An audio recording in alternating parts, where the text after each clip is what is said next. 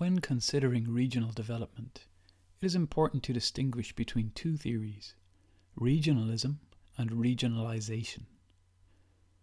Regionalism is a formal, intentional, and conscious process of intergovernmental or political collaboration between two or more states.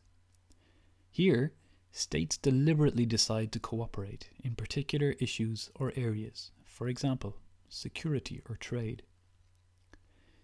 Regionalization, however, describes the growth of economic interdependence within or inside a geographical area. This process is less coherent than regionalism because it is not deliberately driven by states. Instead, it is driven by the private sector or business as companies expand into neighbouring states. In contrast to the EU, in East Asia, the process has been less politically driven and has happened mainly through corporate restructuring and investment. But there isn't only one way for it to happen. We can identify some features of regional processes. These help to distinguish political forms of regionalism from private sector regionalization. Regional awareness and identity are two very important features of regional processes. Regions need to have a discursive or communication and an ideational component, or the ideas behind the creation of the region. This is what gives the members a sense of meaning about belonging to the region, and it helps to distinguish between members and non-members. Identity issues are important because regions are socially constructed and politically contested. The creation of imagined communities is difficult for a nation and even more so for a region. Without these features, a region might just be a random geographical area.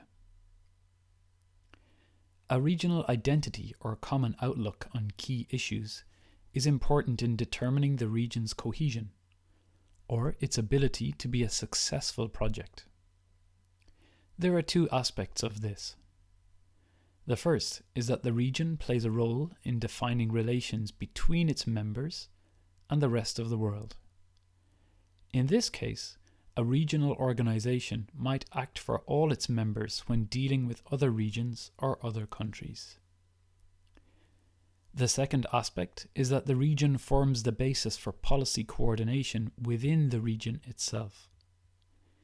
The EU is a strong unitary actor, but it has been less successful than it might have been. The EU provided an example for the founding of ASEAN, but it hasn't grouped sovereignty or formed common institutions as much. An important characteristic of East Asia, and a reason for skepticism about East Asian regionalism, is the sheer diversity of the countries. It contains every major religion and form of government, but also has huge wealth inequality. There are also big demographic differences, both in population size and age. Despite this, it's still helpful to distinguish between Northeast Asia and Southeast Asia. Northeast Asia has two major powers, China and Japan, which have had a huge influence over the whole area. In China's case, over thousands of years. More recently, Japan's economic development has showed that Asian countries could be powerful and has started development in other countries.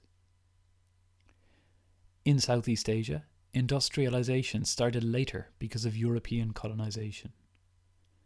We can differentiate between the two regions because of the timing and the scale of industrialization and the economies. The rise of China looks like making this difference stronger. Therefore, East Asia seems to lack the things in common that the EU states have. However, European sameness and identification and enthusiasm for the EU are often overstated. Europe is more diverse than people commonly think.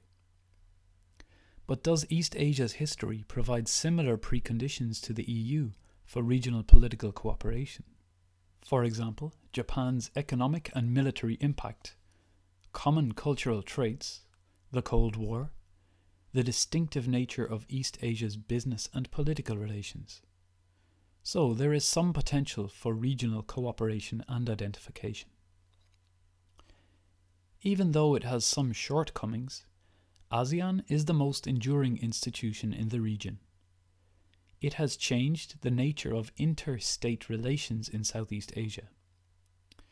ASEAN hasn't achieved a lot, but it has changed its member states' behaviour. The idea of Southeast Asia as a region is a historical accident. The British started to refer to the current ASEAN countries as Southeast Asia during World War II. This shows how a common sense of purpose and identity may be developing in the region. The creation of regions is contingent. It depends on many factors. One of these factors is discourse, or how people communicate ideas about something in speech and in writing. Some discourses create the idea of an other, and this creates and reinforces identity, which can also be negative. The idea of Asia happened because of the interaction of a self-conscious Europe with the land to the east. European expansion then displaced a Sino-centric regional order, a regional order centered on China. Therefore, regional definitions are politically contested, arbitrary, and reflect a particular definition of power and influence in the international system. For this reason, the self-conscious creation of regional institutions is an important feature of regional orders.